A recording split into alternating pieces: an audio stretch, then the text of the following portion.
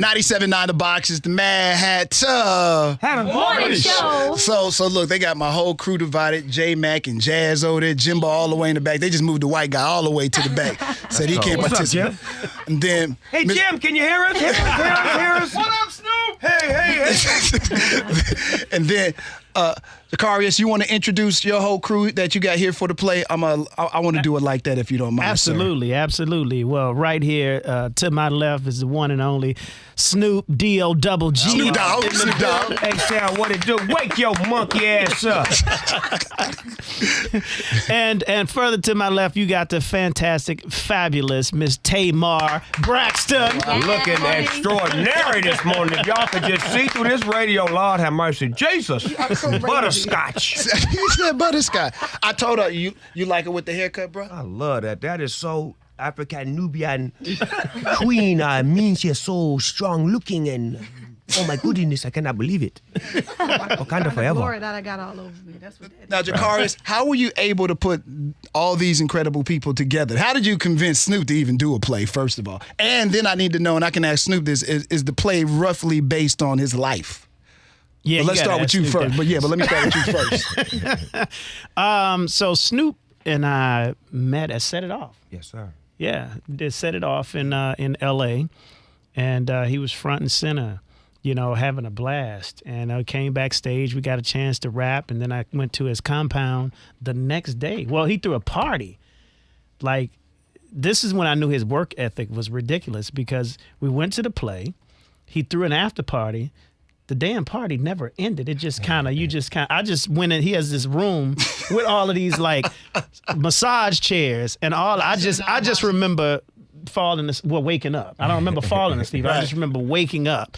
And then a few hours later, we were in a meeting rapping about doing this project together, and that's how, it happened really, really fast. And like I say, Snoop is an incredible guy, an icon, and to see Set It Off and feel that what he saw on the stage, that he wanted me to bring that kind of magic to something that he wanted to do. I was just honored and blessed to be in business with him. Now, Zacarias, did you know that you wanted to do the play with Snoop, or did Snoop come to you and say, I got an idea for a play?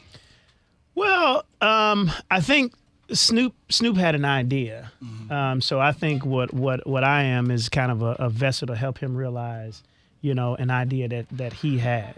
Mm-hmm. He has a very interesting journey. Gangster rap to gospel. Yeah. And it's a very challenging task to encompass all of that. Mm-hmm. But I'm pretty sure we have successfully done it in an amazing way. So he had an idea, and again, I was just the guy that he chose to fully realize that idea and do something very different than what he had done in the past. Snoop, is this roughly based on your life? A lot of it is personal, and a lot of it is just general, meaning that a lot of it is mine, and a lot of it is yours, because it's based off of, general relationships, general love, general life, and things that we go through, whether you're successful or not. It just so happens to be that I'm successful. So I laid a little bit of my life in there because I felt like it was necessary. I felt like you should understand the intricacies of me and my wife, what I go through behind the scenes, what you don't see, the backbone, the strength, you know what I'm saying, the one that matters the most. And then I have an angel in my life that looks after me, that, protects me and, makes sure that I'm good. That's the role that Tamar plays. So we got this thing broken down into a real feeling, the way it really feels like my life. And it's crazy because I'm reading the script and falling in love with the lines, and I'm like really stepping back looking like this is a great piece of work that Zacarias wrote. He wrote the hell out of this. It is written professionally from the paper. You can feel it from when I was sitting down at the table to standing up on stage doing it. I can't wait to see what it look like. I'm mad I'm in it because I don't get to watch it. That's real. I like that. So how did you then decide, Mr. Johnson, how you going to get all these other players to piece around Snoop Dogg? Because this is a person, it's not hard. It's hard to cast, who going to roll with Snoop Dogg in the story and be able to pull it off. Mm-hmm. Well, Snoop and I discussed a lot of it, and with Tamar, I had a wonderful meeting with Tamar at the Beverly Hills Hotel, at the Beverly Hills Hotel, and we just jailed right out the gate. I mean, we had a great time, and she's just such a beautiful and wonderful person. And so we just agreed at that moment, we want to be in business together right away. And so we jumped in, and this was the project, right? This was the one that was there right now. And I told him to get her. Yeah, he did. Get her. Yeah, he did. He was like, get you her. better not let her out that room till you got her. So Snoop, what was it about Tamar that you had to have? She is the SHIZNIT, the shiznit, point blank. She can sing. I love her personality. I love her spirit. She's jubilant. She's just like me. Like I'm like her. Like we fun. Like when people was asking in the beginning, how y'all gonna work together? How's it gonna work? I'm like, she's just like me. We both full of fun. We love to be the life of the party, and we love to entertain. So it's like, it's a great energy when we on stage together, as far as like when we not working and when we are working. It's becoming a brother-sister relationship that I never had a sister in my life. I grew up around all boys. So this is like the first sister that I'm actually, other than Rage, that I had that's like a sister to me. And it's like, it's becoming that because we depend on each other on stage. Why they think that it was going to be a problem between y'all two? They no one could see chemistry, or I don't know. You know how black folks think. I mean, I think that, I'm also slick. You know what I'm saying? And I think people turn that into a bad personality, and that's not what that means. It just means that, your mouth's slick, you have a good time, and it's, I think, misinterpreted sometimes. you think people think, oh, she's so much of a diva. I am not. I wish I was. She is not a diva. Not at all. I thought in my mind, the way they perceived her and put her perception out there, I thought she was going to come as a diva. I ain't seen a diva yet, but she's looking like a diva today. I'm not going to say she don't look like a diva, but she ain't been acting like one. I've been more of the diva. You get it? I can't. Snoop, how are you've been able to survive so many years, and it seems that you can do whatever you want to do. You can say what you want. Many artists can't say what they want to say, and there's a price to pay if they say it. Right. You can say whatever you want to say while smoking weed, can say something about white folks, can say something about politics, and then you can still drop a gospel record, flip it, and still come back and do some gangster whatever. Do movies, do TV, and everybody still loves Snoop Dogg. Democratic, Republican, white, black, Asian, Hispanic. How is it a plan? That's really, I'm like, how is he able to get away with doing so much? He can do whatever, because every artist can't do what you do, Snoop. They can't say what they want to say. Like I said before, there's a price to pay for a lot of artists. True. So why are you this gifted to be able to move between all these worlds? I don't think it's a remedy or a script to it or anything. I just think it's truth. I stand on top of truth. And I believe that God uses me. I'm one of the people that he using. You don't get this power based off of waking up, doing push-ups, or reading a book. This is an intervention. This is something that I'm being chosen to do. And I'm given the ability to use my talents and my light to shine, to bring different scenarios to the light. And everything that I do, I feel good about it because I don't ever plan it. So I know that it's God's plan. So I'm just rocking and rolling with it. And I can't tell you, look, you got to go eat this or do this, and this is how success comes, and this is how you last long, and you got to. I don't got no plan. I don't got no script. Right. I'm spontaneous. I'm on the spot. I'm ad-libbing as I go. So there's no plan. And is there ever the idea that you may not be able to get away with something? Man, if it feel good to me, it must be good for me. Yeah. No, that's real. He lives by that. That's real. And Tamar, that's almost the same for you. You do and say, you're another person. You do and say what you want to say all the time. And usually there's a price to pay for the individuals that do and say what they want to do. Like you said, some people might have, Tamar's a diva, or Snoop Dogg is this. But, some people, they're able to still move in different worlds no matter what. Well, the proof is in the pudding. You know what I mean? Like, you can say whatever you want and stand by, whatever that comes out of your mouth. And I agree that you should stand by what comes out of your mouth. Right. But, it's the work ethic that's behind it. You know what I mean? Why would you be a slick talker, or why would you be a person who is always in the news with something that you say, and your work is not, equated to that? Right. It doesn't make sense. You might as well get out there and work and say what you want to say. My granny told me before she passed away, she said, let your work speak for you. Come on, somebody. Because sometimes you can't blow your own horn and you can't explain what you're doing. Let your work speak. And that's all I think of as far as when I think of her voice in my head, as far as like, just keep doing the work. Just keep doing the work. The work, that's all that's gonna matter at the end of the day. Not none of that other stuff. Just do the work. And sometimes the work is to speak for the people who are voiceless, who can't say what I need to say or say what they want to say. You know, I fight the system because the system was designed to break us down. And I feel like I'm the sacrificial lamb. So if anybody got the most to lose, let me go ahead and lose it. Because guess what? I started from nothing. So if I go back to nothing, it's nothing. That's poetry right there. Now, let me ask this too, Snoop, because how do I put this? You not touchable, but you still come across every day. Look, we know that Snoop Dogg is wealthy, but you still come across as a regular guy to people. You know, sometimes we take certain artists and we put them here. It's like we put you there, but we know we can see Snoop Dogg walking down the street like, oh, snap, that's Snoop. I'm going to go say what's up to him. Right. We feel like we can still touch him. You understand what I'm saying? That's how everybody doesn't have that's that, my MO, though. Like, when I first became famous, I used to go up to people that was famous and, like, I guess they call it groupied out.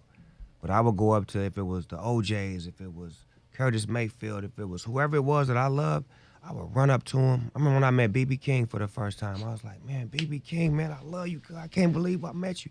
The nigga looked at me and was like, I don't know if I can say this on the radio. Say it. And they said, Snoop Dogg. He said, let me ask you something. I said, what's happening, BB? He said, you think you get more pussy than me? and it blew my mind that BB King said this to me. And I was like, damn. I said, nah, BB, I ain't been here that long. It was crazy that he asked me that question, but it was like, okay, by me having heart to go speak to this man. And humble yourself. He broke his wall enough to be personal with me. Yeah. And not like, oh, let's take a picture and get out of here. Because I've always been that way. So when I felt like if I was doing that, so when fans come up to me, it used to be a lot of times when security would push him out the way. I'd be like, he ain't doing no pictures. And I'd be like, hold on, man. Come here, man. Let me get that for you. Don't be mean to my fans, man. We don't do that, man. You know what I'm saying? And sometimes, like I was in Dallas, it was like 6 fans. Them boys did not leave. They came. I'm like, how did y'all know I was here? I was kind of mad, right? I'm like, you know what? Okay, cool. I'm going to sign that when I get down. I came down. I got them late. I'm going to get it when I get back. They still there. Signed it. Came back. They brought me gifts and souvenirs. And it was like, you know what? I need to appreciate this. Let me stop being caught up in the moment, being mad at the fact that these people are standing out here. They love me and they appreciate me. Let me get them that back because it's a moment.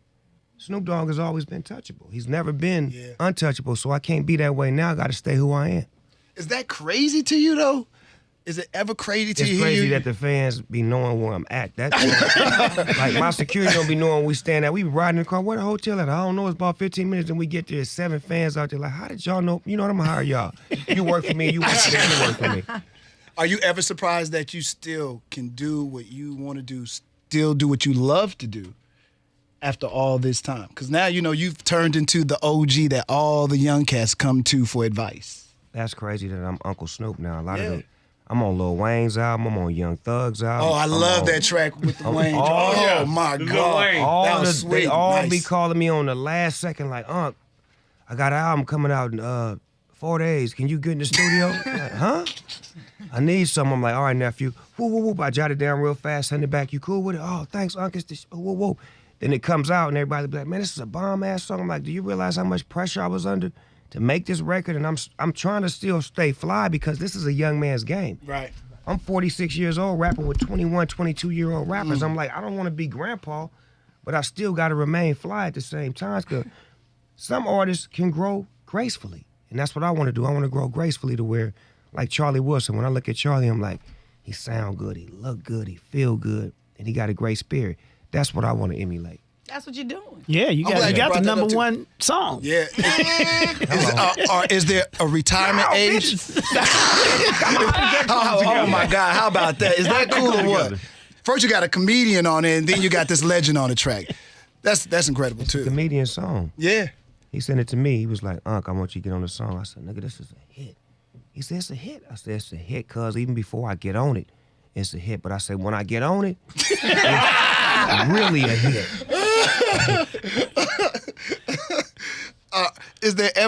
Do you ever look at it saying that you have a time limit on, because you know every rapper's gone through the I gotta retire, because we ain't really used to what's next for us. You know what I'm saying? When we was growing up, mama and daddy, they had their artists. They get to an age where, you know, they got to retire, something like that. Y'all the first generation of this, or kind of like the second generation, but the first successful generation of hip hop.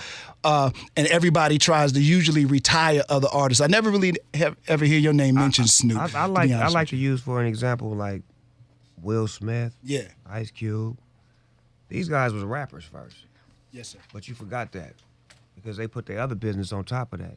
Like, you don't have to just stay in one lane. I'm a rapper, but that ain't all I do. This play that we bring into the stage is going to illustrate the fact that I'm more than a rapper. And it's going to bring talents and gifts that I've been holding on to for a long time that I'm actually able to exercise with great co-stars like Tamar and great people like Omar Gooding, Eric Benet, to be able to work alongside people that aren't in my world, but we're going to come into their world and we're going to work together. And it just shows that you can do things when you got the right mind state. Is there any fear? Was there any fear in doing this? Because a play is something different. It's a different animal than a movie and all that kind of stuff. It requires a different type of work ethic as well. No, because the spirit of God is on this play. This ain't no regular play. It's gangster as hell, though. Don't get it mixed. It's super gangster, but it got the spirit of God all on it. And it's like, you have to come see it. I can't even explain it to you. It's so good. Everybody's parts is so good. Everybody is so key. When you watch this play, you understand that this may be your life. You may have to look at this and say, you know what? I may need to reevaluate my life and make better decisions or move a little bit differently. Because it's really a mirror of who we should be as better people. And Tamar, same for you too. When you look at the play, was there a little, you know, as soon as the carriage throws out there that Snoop Dogg gonna be in this play, is there a second where you go, No, I was instantly sold. Yeah. why? Well, first of all, you know, just to piggyback kind of off of what Snoop said, like, people put you in a box, and you can allow people to keep you in a box, right? Mm-hmm. And you can look at a talented person and understand that talent is everything. You know what I mean? It's acting, it's singing, it's rapping, it's cooking. He does all of that. Mm-hmm. You know what I mean? And I like to say that I do too. So, like, at the end of the day, I'm such a huge fan, right? Not just of him, but his wife and his kids are amazing. And it just felt like the right thing to do. Do you know what I mean? I got you. At the time, it's like, even in my career, I just felt like I'm hitting the reset button. In my life, I'm hitting the reset button. I started off doing a play like at the beginning of my career, and it just so happened right now I'm doing a play again as I hit the reset button. How is that a problem? Is it obstacles? Is it trepidation? What is it? And how much of you is going into the play? How much of it does it relate to the character? Listen, 1,000% of me is in this play. You can't help but to pour your whole spirit into it because it is so spirit-led. You know what I mean? It kind of sucks the spirit out of you because it's so amazing. And I'm not just saying it because I'm a part of it. If I would have said no to this, it probably would have been the biggest mistake. Oh, wow. Yeah, that I've ever made. Because on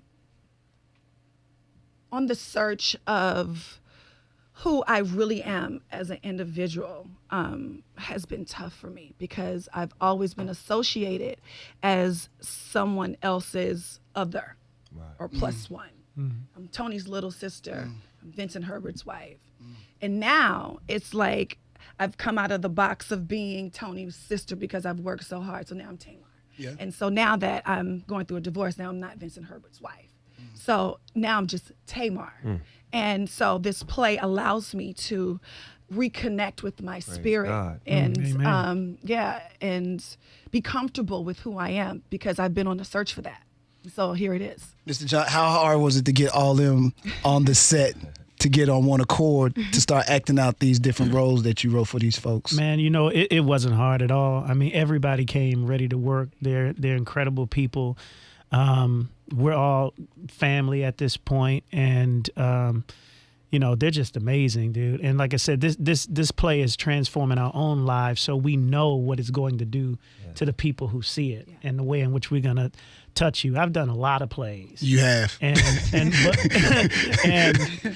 I try to get better and better every time, but this one is just so anointed, so special, so secular and spiritual at the same time. It's the perfect blend. Saints and sinners. It is. And you can't, we could not have gotten here but the grace of God, and we could not have gotten here without the talent that we have that represent both worlds, right? Yes. Represent what it means to be a person of faith, but represents also the reality of the world and how it functions and exists. So this play, man, I'm gonna say it's going down as the greatest ever. Oh wow! Absolutely. Ever seen. Jacars, when you go to folks and you first tell them that I got Snoop Dogg in a play. I'm just curious as to all, because when for real, when we first got like Snoop Dogg in the play, I immediately was here for it, because I say we're gonna get some good entertainment. Yeah. Either way it goes, there's not a lose for me. Yeah. That's a win for me. You know what I'm saying? Yeah. I've watched this guy my whole life, so I know I'm gonna get something out. Then when you find that Tamar's gonna be a part of it too, I'm like, I don't lose on this. Yeah. I absolutely don't lose. But when you first bring this up to people, there has. Be honest. There's some people that are like, hey, man. It was a shock. Okay. It was a shock. I mean, I think we love Snoop, but well, what they assume is Snoop is hip hop too, right? But he's more than hip hop. Yeah. I agree with that. And I think where they go wrong is to put him in the box of just hip hop. Because he's not just that, and they're gonna see that. Hip hop should come see this show, but so should the church, and so should the people on the street, and so should the politicians, and so should black, white, brown, Hispanic. It's going to touch everyone, and really the apprehension that people had were those who were already judging before getting a chance to sample the product. And the product is not just the play. The product is the many facets of Snoop, the many facets of Tamar, the many talents of them. And so you can't see one side of somebody or one element and think you know them. Even if you think you do, won't you come check it out and find out? Yeah. How about that? Exactly. Catch me outside. How about that? How about that? And I'm glad you brought that up. The gospel side of this too, Snoop. I know you just did the gospel album. Yes, sir. Sometimes I just wonder, how does he wake up in the morning and say, you know what, tomorrow, doing a gospel album. And it comes out, it's successful, another success. Is there any fear in you of doing anything at all? Doing the devil's work. Wasn't till that. Okay. I'm scared of that. I mean, because when you do here's another, when you mention it, Snoop Dogg is doing a gospel album. I know your partners probably look at, hey, Snoop Dogg. I ran a lot of homies off when I said that. But I brought a lot of people around me that I needed to have around me. Like when you mention God and you mention doing the right thing, whoever ain't right ain't gonna be around you. Yeah. And I needed that. You know what I'm saying? It didn't break my heart. It made me feel better that you didn't want to be around me when I was growing and changing and doing the betterment of me and trying to enlighten the world. Yeah. That project was about the world in general. It was so much negativity and so much violence, so many shootings and kids being killed, and it was just so much energy that was negative. I had to do it. I felt like my voice was necessary to do it, so I grabbed some of the greatest gospel singers in the world. You did. The big ones. I'm like, how did he get him on this because record? they looked at my spirit. Yeah. They didn't look at my music. They looked at the spirit. They said, man, this brother's been doing work since he's been in the game. The community work, the football league, all of the stuff that I do that I don't want cameras on. That really matters. And they was like, you know what? He's actually doing God's work. The last I checked, God's people were supposed to go to the streets and get them to come back home. Not just sit in church and be holy. Still be kind of preaching all the cool, dog. I'm telling you. I'm just being real. It is real, though. It's a brainwash if you don't know, because they'll make you feel like if you don't go to church, if you don't do this, you're bad. No, hold on, homie. I'm pushing God's word more than you. Because when that building is closed, what are you doing? That's Sunday. You judge. I'm from Sunday to Sunday. I get out. Right. Now, don't judge me. Brother Hatta. I was not judging. Brother Hatta, we like to see you behind the church, deacons and ushers. And I got to mention, because I know you are always outspoken. This is what you got to love about Snoop. He's so outspoken. So, brother Kanye, I saw you. I have to mention it. I gotta mention it because he won't stay out the news. Snoop, I'm sorry, Tamar. He won't stay out the news. We made up. I did. That's what I'm about to say. That's he what had on your Snoop shirt Dogg on. shirt Right, with a right. Make America Great Again hat on. So I gotta get it. The message is getting across. It's halfway home. Hold on, listen. Let's hear him out. Let's hear him out. Look, from the neck down, he got it. He just needed to check up from the neck up. So, do you really forgive him? Even I saw the caption said forgiveness is key. Do you really forgive Kanye? I don't hate Kanye West. I don't know why people thought I hated him. I hate the fact that he's being brainwashed and he's being used because he has so many people that love him, that follow him, and he could really taint the understanding. You understand what I mean? Because when we have that powerful position, people believe in us and they follow us. If I just decided to say one day, I hate these people and I want to do this, it's a million people that's going to follow Snoop Dogg just because he said it. Yeah. Whether he right or wrong. Yep. But if I make conscious decisions and do things the right way, it's going to be a million people that's going to think and be conscious. We have to understand that. And it's not me being mad at him. It's me being mad at the system for using him and he not having smart people around him to see that. But now he back in Chicago around some, let me say this, niggas. So his game is starting to get reloaded and reshuffled because the Chicago people like, nigga, what is you talking about? Slavery was a choice. Nigga, I slapped the shit out of him. What's that? You remember what our great-grandmama and all them went through? They shaking him up right now. Right. And then he getting the reality of, I can't say it, but his wife has a past. And it's catching up to her because you can't erase your past. So either you going to accept her for who she is in her past and keep it moving, because you can't keep pointing fingers at people saying stuff because it's a big past, man. You know, they go on and on and on. Well, not big. You got to know how to choose. When you pick that one, when you put that one right here, it ain't supposed to be no more than one or two. It can't be no 45, 50, and you running into them at the club, at church, at the grocery store. Okay. I'm just saying. Okay, Snoop. That's an executive decision that you must make. Snoop. So right there. Okay, Snoop. And that's why we all need redemption. Redemption of a dog coming to you. You gotta know The hobby when the real center. man, baby. You gotta know when the real man. You gotta know when the real I man. have not heard him say anything that nobody really wants to say, that don't have the guts to say it. So I'm just saying. I mean, Yeah. You can be hurtful sometimes, bro. That was hurtful, man. That's the truth, man. I told you I stand on truth. You're That's right. why I am who I am. I'm here to, I mean, if I had bad vibes, you know, I have to stand on it, man. I've done some bad things in my life, Yes, and I sir. take it on the chin. You know what I'm saying? I take my losses like I take my wins. I'm not here to bash nobody or throw no rocks at no glass house. I'm just saying in general. I'm just speaking in general. Like I said, I love that man, Kanye West. I love his music. We got records together. He wrote a song for me in the past, so it's not personal, it's business. Because he's in the way of business right now. So it's got to get personal. So, which now brings me to Trump, because I know that in the past you got a lot of supporters out here, huh? Wait a minute. I know we in Texas, Snoop Dogg. I'm just saying. I'm just cuz. saying, we in Texas. I get that. You know what? Better let him Don't get- say that. say it 'cause- again, Young G. Don't say that, baby girl, because I was in the room one time, right, with about 10 people, and I just swore up and down everybody was against Trump, and it was somebody just stood up and like, I'm really with him. I'm like, nigga, who? Like, man, he's saying all the right stuff. He's saying what? Like, it's like that. You don't understand. Some people's mentality is different than yours. And maybe somebody in here right now that's secretly saying, I kind of like, Point him out. What up, Jill? They don't pick on the white guy like that, man. I think it's a black person. I ain't talking about the white guy. Now, how do you feel about Trump? Because I know you've had dealings with him in the past, and you know He was cool in the past. He gave me a whole lot of money to talk about him on his roast, right? So that's how I met him, from that situation. A whole lot of money to talk about him. Really? A whole lot of money. Damn. I had fun talking about him.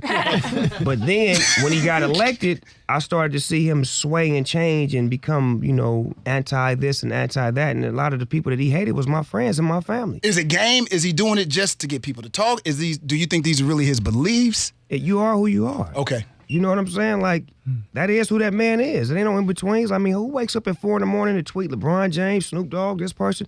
He really is a troll. He's like really, come on, man. Like, this is what he do. He had a show called, what was the show where he would fire people and all that? Brenner's. This guy is really that guy, man. His mom and daddy is what? KKK. Right? Okay. Right or wrong? You hitting them with facts. Let's keep it 100. Okay, it's I mean, hard. A lot of people are having a hard time with these My truths. daddy is a Vietnam vet, and my mama was a nurse, a cafeteria worker, all that other stuff. So that means I'm brought up with that upbringing. Now, if my mama was a Black Panther and my father was with the Nation of Islam, then I'd probably be a little bit different. Yeah. You get what I'm saying? Yes, sir. So take that into equation with your upbringing and your teachings and what you were taught. You don't never lose that. You get what I'm saying? Yes, sir. I was taught to love. I was taught to love. Okay. I was raised around people. They didn't know they was No going to matter get all what this color on the they show. was. That's why he's so infectious. You know what I mean? It's so amazing for somebody to really not give a damn, and just say it because it needs to be said. But everybody can't get away with it like I started saying in the beginning. And Snoop is able to do something even some of the artists on his level and those that come before him cannot get Because away with. they're afraid to lose it. I don't care about losing it. That's the whole point. But they still give it to you even though you say your truth. I find that to be absolutely fascinating. Because it is the truth. If it was a argue with the lie, truth. if it Come was a on. lie, it wouldn't be nothing to talk about. It's facts. When you stand on facts, they can't argue with you. They gotta say, "Damn, he right." Keep it moving. He right. So do you all think that the artists that do support Trump, we should cancel these artists out? I don't say cancel them, but I say don't fuck with them.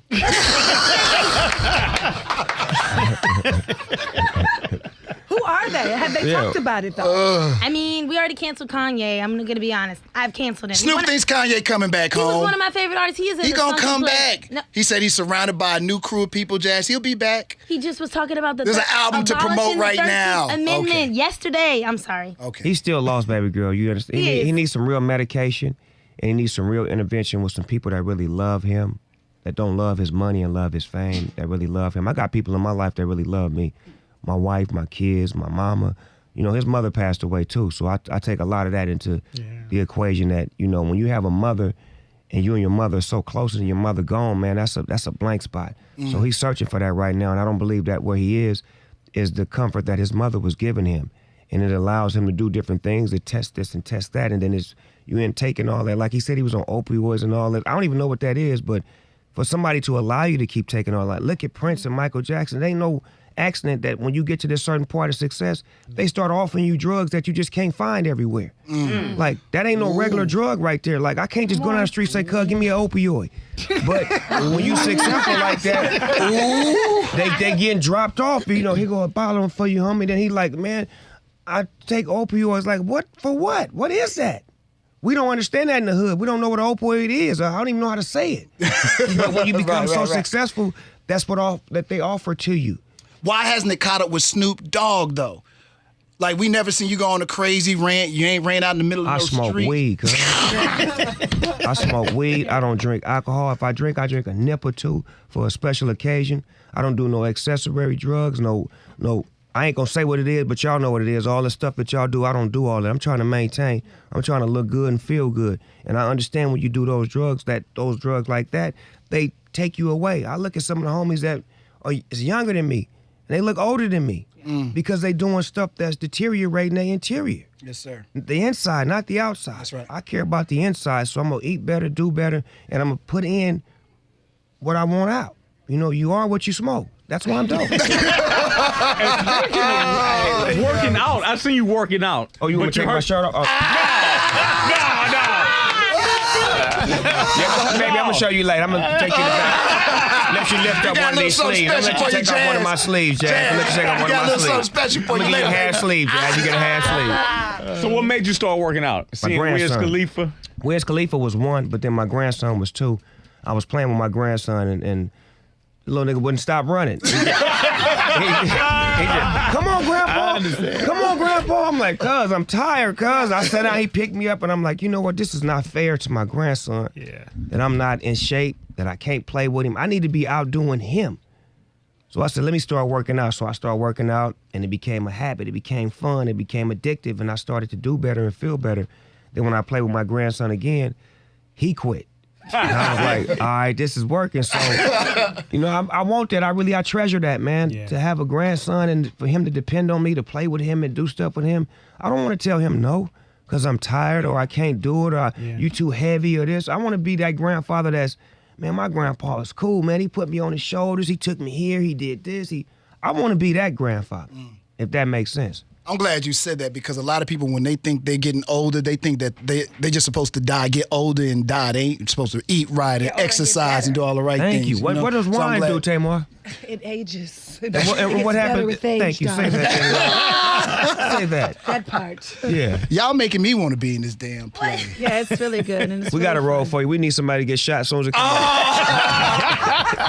Somebody got to be the end that dies. It's a horror movie. We need somebody to die first. No, you know what? I love having both of y'all here. I love, Snoop, your honesty. Yes, sir. And the way you've been able to do what you do with no apology, because I think it gives other people hope, and it gives them, I should try to be as fearless as Snoop Dogg. Right. Although I know there are those that are fearful to be like Snoop Dogg. Just don't think about the consequences. Like, if you know you're right, why are you thinking about the consequences? Because they want to get paid, I only Snoop. think about consequences when I do something wrong. They're going to say you do it because you rich, you can do that. Nah, I do it because it's right. You know what I'm saying? And that's what it got to be. Let me take y'all on a journey real quick. I got to. Wow. Houston was the first place that actually paid Snoop Dogg to rap on stage. 1992, after Deep Cover came out. It was a place called the Box 99, a 99 Box. I don't know if y'all remember that. There was a dude named Tommy Bruno that flew me out here. And I only had one song, which was Deep Cover. I remember Tommy. And I was scared to perform because I only had one song and Dr. Dre didn't come with me. So when I get out here, they bring me to the radio station, I do an interview, and I'm getting love because people calling up here. So then when I go to the show, I'm nervous. So I get on stage, I only got one song, and I'm not even the whole song. It's me and Dr. Dre, so I'm trying to figure out what I'm going to do. So I end up doing the song, and they clap for me, and they like, do it again. I end up doing the song like 3 times that night. And the love that they gave me helped me to become a performer. Like on stage. I had never been on stage before. So now for me to come back with my first theatrical actual play debut. I like the way that. Yeah. It's the That boy good. That boy good right there, y'all. That boy.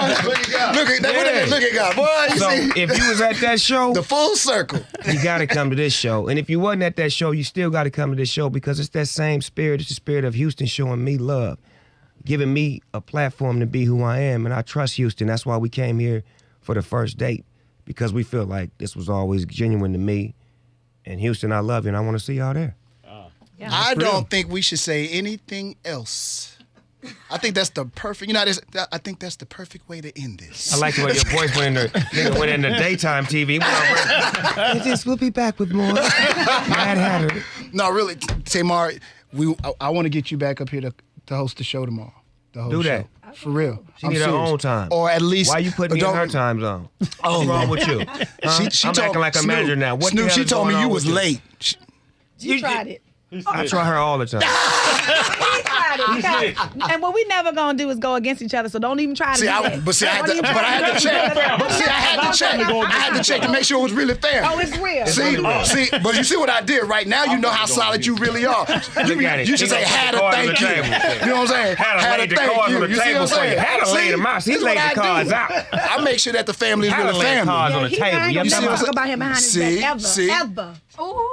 back ever. You don't have to say thanks, Snoop. Tamar, you don't have to say thank you. No, really, tell everybody once again why this show's important, why they need to be there. Tamar and Snoop, let's do this. Go ahead, ladies first. Well, first of all, you need to come to the show because if you miss the show, you've missed your life. You got to come get your life. I mean, that's just necessary. And it's something for everybody. You know, it's rap, it's singing. Snoop's doing a lot of his songs. There's a few of my songs that's in it. It's amazing talent. Eric Benet, I think, is he gonna take his shirt off? I'm not He may sure. have to. But something comparable to that, he's actually singing. But the acting is amazing. The message is amazing. And we all need something to relate to. And it touched me in my life. It touches everyone that sees the play. And that is actually in the play. And if you want to change your life, if you want a different perspective, if you don't know how, if you don't know why something is missing, come see this show. It's Braxton. It's gonna be deep. Beautiful. Come see the show because it's a great show for couples, for single people, for people who are struggling with life and people just having a great time in life. It's great entertainment. It's something that's like you've never seen before. We really put our heart and soul into this. So I really would love for people to come see it because it's something I've never done before, and it's exciting, and it's a message, and it's redemption. And a lot of times in life, we all searching for redemption. So make sure you get your mind right and your money right so you can come down and get you a couple of tickets. It's Friday, Saturday, and Sunday because I don't know what you're doing on Friday. I don't know what you're doing on Saturday, but on Sunday, you're going to church. And when you get out of church, come see God's favorite. Mr. Johnson. Well, look, it's the most amazing cast ever put together. The biggest cast of any play of all time. I believe is the best play that will have ever been seen, and it's opening right here in Houston, which is my hometown. You better tell them again. So, hometown, you hear that? Yeah. I need you to show up. Because we're starting in my hometown and we're ending in Snoop's hometown. And the beginning and the end shall be good. Amen. So I need the seats filled. Yeah. Let's show Snoop and Tamar and the rest of this cast how we do H-Town. You know how we do. Come on. I need I've to see never some let Rockets you down. there too. Some Rockets, some Texans, Absolutely. some Astros. Y'all know what it is because I get down with all y'all. Y'all know when y'all come see me when y'all in my town. So y'all come see me when I'm in y'all town. No, thank y'all so much. I appreciate y'all so much. Everybody just keep doing what they doing, and I'll be seeing you tomorrow morning. How about that? All right. Thank you, baby. Thank you, Snoop, man. I I appreciate you, man. love one. You brother. still on your shit, nigga. Thank you, Hatta.